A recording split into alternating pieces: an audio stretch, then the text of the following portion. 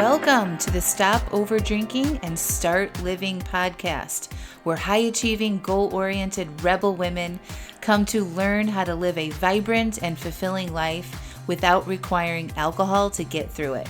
No labels, no judgments, no saying you'll never drink again. Just real proven methods to help you stop rebelling against yourself with alcohol so you can drink less and do more. I'm your host, Angela Mascenik. Let's dig in.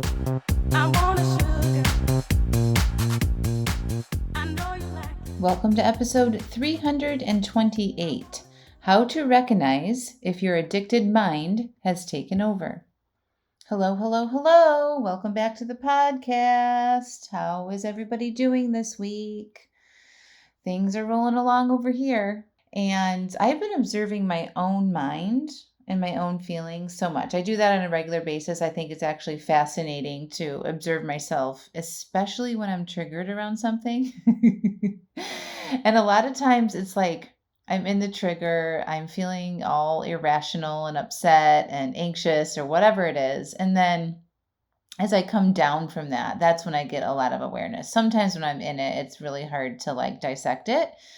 And I have all these tools that I teach you on a regular basis that I want to use in those moments. And I know that it's happening and it feels very real. And so what's working for me is just waiting it out, just waiting.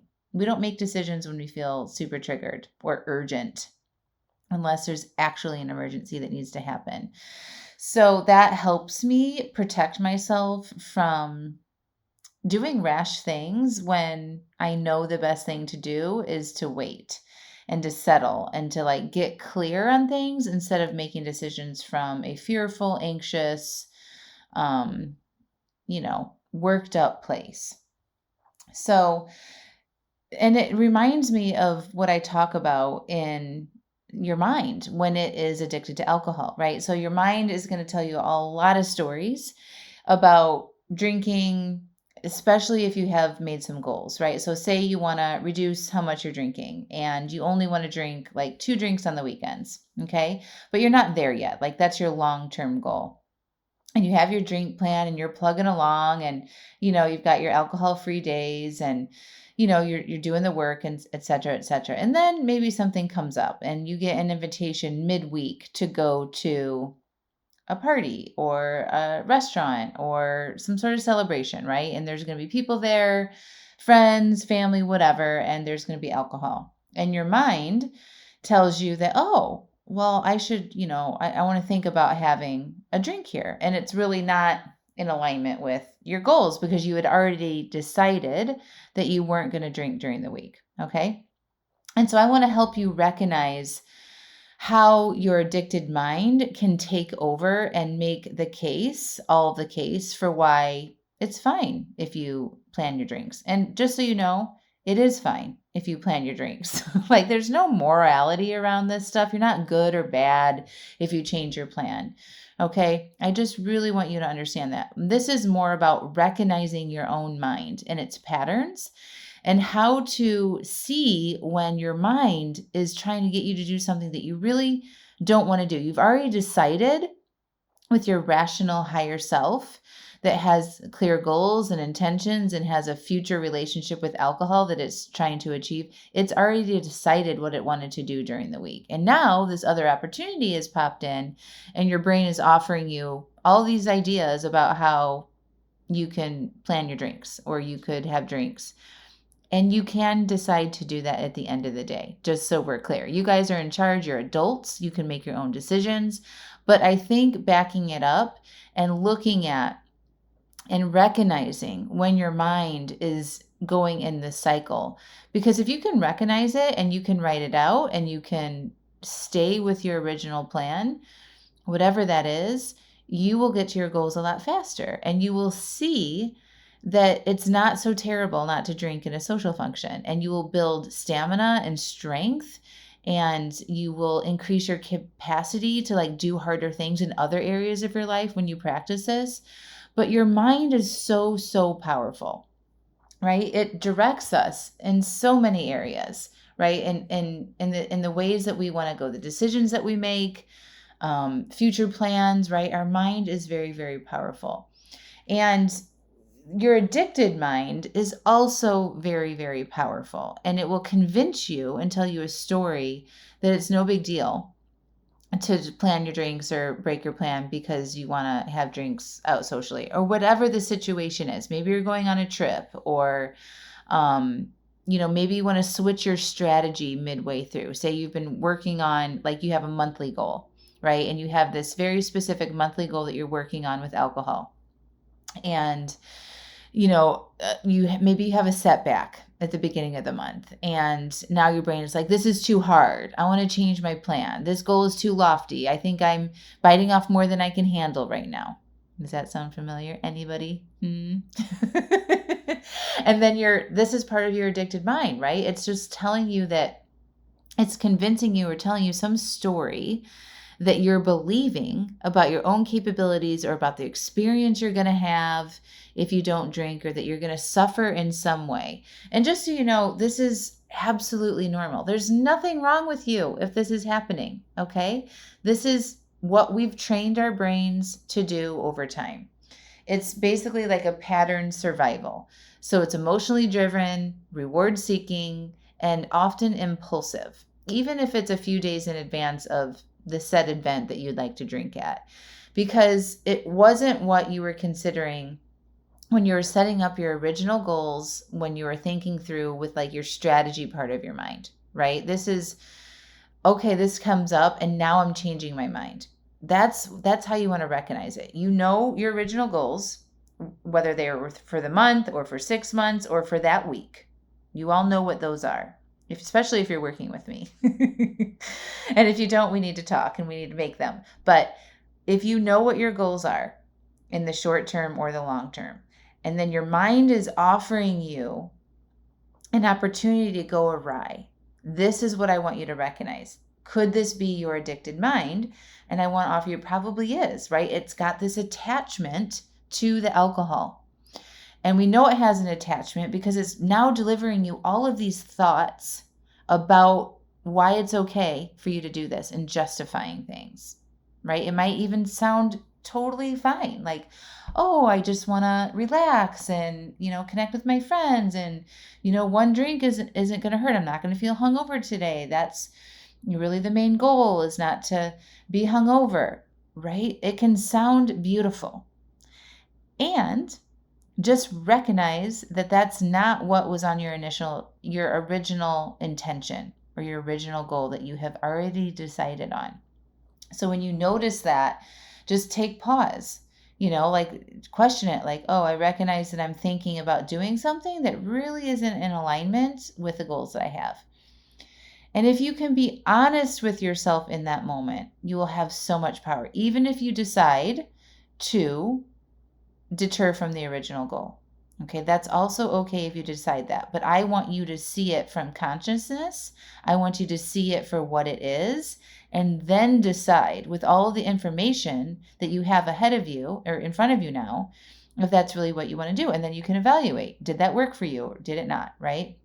But I think the biggest step of this and sort of awareness is my mind going off the path here, right? Is it in this sort of pattern survival part where, I'm underneath it, I'm probably worried that there's going to be some discomfort of not doing it. Okay. And remember how we're programmed. We're literally programmed. We're hardwired to seek rewards and save energy and suffer less. Okay. So if there's an opportunity, something that's popped up and your mind offers you an idea to drink around it, that's what's happening, because some sort of part of you deep down thinks that that's going to be hard, and your brain doesn't like hard. It doesn't want to have to work through anything. So it's going to convince you that you can depart from your main goals. Okay. And you're not broken. This is all part of being a human. Okay. It's just trying to protect you from feeling discomfort. So I want you to remember, if you can, in this moment, oh, I recognize. This is all you have to do. I recognize that my mind is trying to go down a different path from the one that I already decided about. I already decided this. So it's just interesting now that my brain is trying to get me to make another decision. I wonder what that's about. Those are good questions, right? I wonder what that's about. Am I scared? What do I think I'm going to feel if I follow through with my original plan and follow through on my original goal? What do I think I'll have to experience physically or emotionally if I follow through with my original plan in this scenario? And I'm guessing if you take the time to ask yourself that question, your brain's going to say something like, it's going to be boring, or I'm going to be uncomfortable, or I'm going to feel left out, or this is stupid. Okay? I want you to just pause long enough to ask yourself those questions. And the answers that you get when you ask yourself those questions are just this addicted mind, right? It's worried about something. This is not the real you. This is just the addicted part of your mind that wants that quick hit of pleasure. Okay? Some other ways you can notice, and sometimes you're like in it and you're in this sort of like chattery place, or you're questioning your plan, or you're having a lot of chatter. That's how most people describe it for themselves. A way to kind of recognize that is it feels really urgent. Okay? Like you're just like, it's like you have to figure this out right away, right? So if you're feeling that way, I would definitely encourage you to pause and not make a decision from that place. Okay? Your thoughts, another way to recognize if your thoughts start justifying or minimizing the work that you're doing. So you've been a good all week. That's a really good, like justifying, you haven't drank in 4 or 5 days, right? All of that justifying, and then minimizing. I don't really drink that much. It's really not that big a deal. Really what my goal was is just not to be hungover anymore, right? That's minimizing. So if you recognize that type of thinking, you're in this place where your addicted mind has taken the wheel, okay? Or if you recognize you disconnect from your long-term self, like you recognize you're not thinking about your goals, or tomorrow, or how you're going to feel tomorrow, but really you're more in the moment about how you want to feel right now. You're disconnecting from your future long-term self, whether that's in the morning or next week or 6 months from now. Or if you get defensive or resistant to your plan, okay? Now, you might feel defensive about it to your own self, or like maybe if you're working with me, you might feel defensive about it if I ask you about it, or in your head, you're right, like you're justifying, defending why this is okay. And that doesn't really feel good. Just notice how that feels for you. Does it feel tight? Does it feel like you're gripping? Does it feel like you're trying to control something? It feels like resistance, right? That rigidity. If you feel that way and your brain is trying to convince you of something else to go awry, then that's another sign that the addicted mind has taken the wheel. Or you go numb or go on autopilot. And a lot of times this is after the fact, right? You recognize a few days later that you have not been following through on what you said you're going to do. So a lot of people describe this as like just checking out. I've gone on autopilot. I've gone back to my old patterns. Or you might feel like you just went numb, like you just didn't care. Okay. So you sort of like recognize that you kind of went down the tunnel, and now you're seeing it and you're like, ooh, like I'm in this place that I don't really like it. Okay, so whenever you notice you're in one of these areas, or if your addicted mind has taken over, and we know that that's been taken over, I just explained some of the reasons. And most of all, you can recognize it if you are going away from your original goals that you have set out for yourself. Okay, so what to do if you notice this is you recognize and you are aware, and you actually talk to yourself. Okay, so you're telling yourself, oh boy, okay, this is my addicted mind talking. Totally makes sense that this is happening, but I don't have to act on it. Okay, I recognize that my mind is telling me a story right now. I recognize that this is happening to me. I recognize that I have this very strong desire to go off the plan that I originally set out for myself. And all you have to do right there is just sit, right? And you say that to yourself, and you just sit and you take a couple deep breaths, and you kind of come into your body, and you just wait, right? So this is the stop, notice, process moment. even if it's not even happening right now, even if that decision to drink isn't that day or that night or right now, it could be about something this coming weekend or a holiday break or whatever. Remember that stop, notice, and process. Oh, wow. My brain has been really occupied by thinking about this. Stop, notice, and process the energy in which that is taking from you. Okay. It can feel very rigid and tight and anxious. Okay. Those are all signs that it's probably not really what you want to do. It's not really in alignment with your actual goals, because your actual goals and the things that you've already decided that you want to work on are coming from the real you.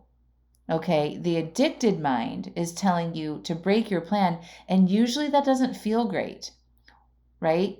It just doesn't. If you can pause and stop and notice for just a few seconds, you're probably clenched, you're probably tight, right? You're probably got some sort of, negative feeling in your body around it. Usually, if it's supposed to happen and it's in alignment with yourself, it feels more open and like free flowing and more relaxing. Like that's our intuition. Okay. So remembering this is my addicted mind talking. Just stop, notice, and process what you're feeling in your body in that moment. And then decide, I'm going to just go outside. I'm not going to think about this right now. I'm going to give myself a break to step away. I'm not going to make a decision from this place. My addicted mind doesn't have my best interests at heart. I already actually made this decision. And just because something has come up in the middle of it doesn't mean that I'm going to change my plan. Okay. And then you just try to get away from making any decision in that moment while you're feeling triggered. That's all that's happening. It's your addicted mind is triggered.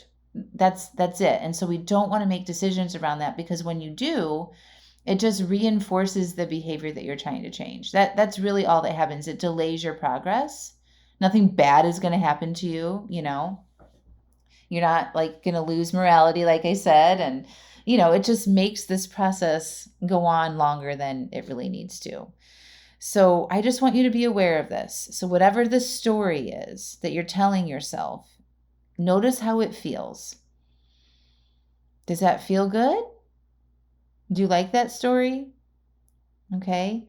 And if it feels like a yes, then change your plan if that's what you want to do. But please evaluate it, right? So if you're in one of my coaching programs or working with me privately, we would do an evaluation after the fact. What worked, what didn't, what would I do differently next time? And then just see, like, was it worth it? A lot of times we get to the other side of it and say we have the drinks and we recognize I did not need to do that.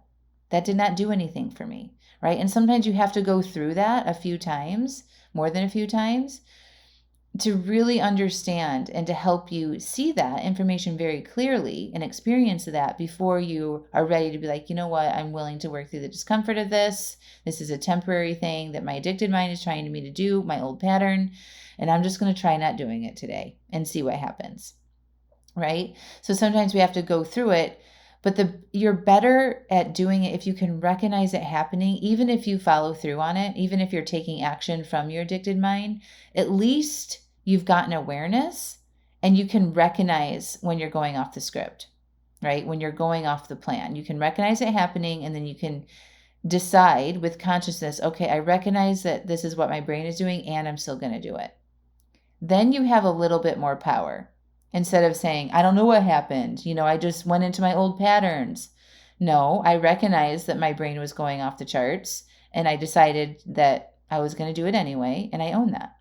Right? That there's way more ownership and stake in it then.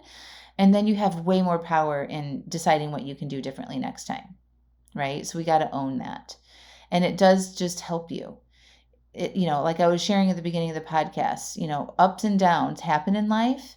And when we get emotional or things feel scary or there's uncertainty around, we get triggered. And then your brain likes to offer all the different scenarios and tries to justify everything so that you can feel less discomfort. That's absolutely normal. And if you can ride that out and just wait and not make decisions, you can keep moving forward on your original plan, no matter what it is, whether it's changing your relationship with alcohol or it's getting a new job or whatever it is, and whatever goal you have that you want to achieve something. If you can let yourself be uncomfortable and notice when your mind is triggered and spinning out and telling you a bunch of stories, write it out, stop, notice, and process, breathe.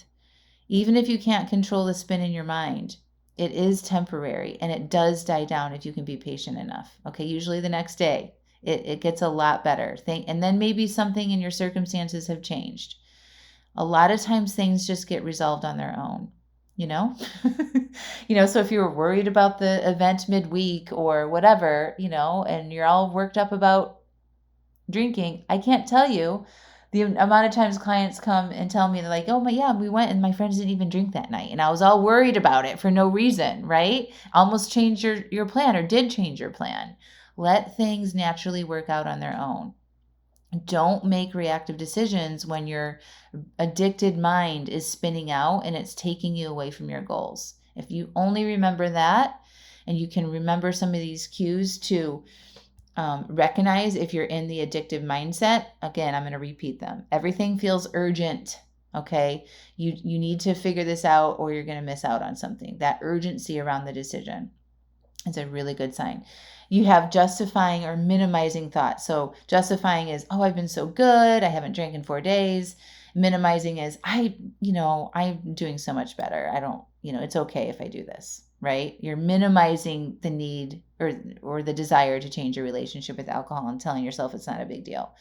You disconnect from your long-term self. So you stop playing it forward. You're not thinking about tomorrow, or you're ignoring that. You're ignoring it. You're hearing yourself remind yourself, but you're now telling yourself, I don't care. I can just deal with it tomorrow. Or you get defensive or resistant to the goals that you have. If you're starting to feel negative towards that, tight, resistant, defiant, that's a good sign that your addicted mind is in action. Or you just kind of go numb or on autopilot, which is usually you recognize that if you've already been drinking and, it's a couple of days in, you're like, ugh, okay, let's rein this back in.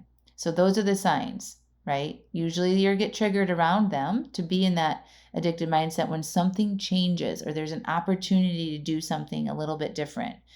And we can't know all the obstacles in our way ahead of time, right? It would overwhelm us if we knew all the obstacles we had to overcome in advance of doing anything. So the best thing I can leave you with is focus on the obstacle that's in front of you right now. Just today. Take it one day at a time, as cliche as that sounds. Work on writing this out in the moment that you're in it, and then we will figure out how to do the next one next time. But you will gain so much information and awareness if you can recognize when this is happening, interrupt yourself, don't make it those in-the-moment decisions.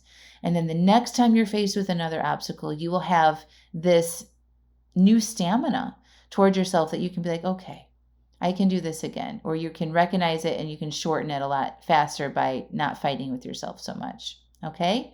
You got this. And as a reminder, I am enrolling and having calls with people to join the Stop Over Drinking and Start Living 6-month high-touch small group coaching program. It's my signature program, the one that I started in 2020, January of 2020. I've taken hundreds of women through this program. If you want weekly accountability with direct coaching from me and Coach Steph, all of my best resources, we have monthly workbooks every month that you have access to that take you through awareness exercises and writing and learning how to feel your feelings and changing your automatic behavior. And by the end of that 6 months, you'll have grown so much and reduce your drinking that it's barely recognizable. If you want to be a part of that, you got to come put your application in, because we're doing our screenings and our phone calls now to get ready to start on July 1st. So that link to check it out is angelamascenik.com/join SODSL. This will be my final enrollment for 2025. I'm only doing it twice a year. And then once you're in, it's the same group of women for the whole 6 months. You get to know each other. You get to connect with each other. You get to have continuity with me and Coach Steph. And it's a really lovely way to do this work. So angelamascenik.com/join SODSL. If you have any questions about it, just email me, hello@angelamascenik.com, and I will answer them for you. All right, my friends, you got this. Don't let that addicted mind run away with the script. We'll talk to you next week. Bye.